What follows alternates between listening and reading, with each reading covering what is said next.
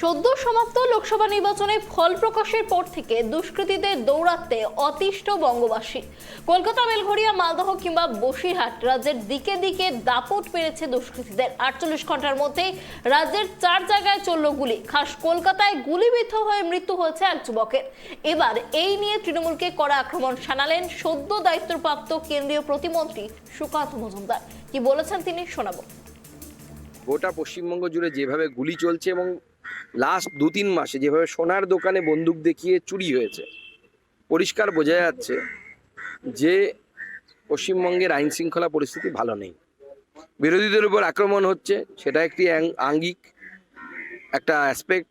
অন্যদিকে এই ধরনের ঘটনা ঘটছে এবং আমার মনে হচ্ছে এই যে ব্যবসায়ীকে ঘিরে ধরে 7-8 জন মিলে গুলি, এটা হচ্ছে যে তোলাবাজি, অর্থাৎ ভয় দেখিয়ে পয়সা তোলা ব্যবসায়ীদের কাছ থেকে, তারই একটা চক্র চলছে। এবং আমার এটাকে মনে করিয়ে দিচ্ছে 90-এর দশকে মুম্বাই শহরে যেভাবে দাউদ ইব্রাহিম, ছোটা শাকিল, ছোটা রাজন, বিভিন্ন গ্যাংয়ের যে তোলাবাজি চলতো ভয় দেখিয়ে, এক্সট্রাকশন র্যাকেট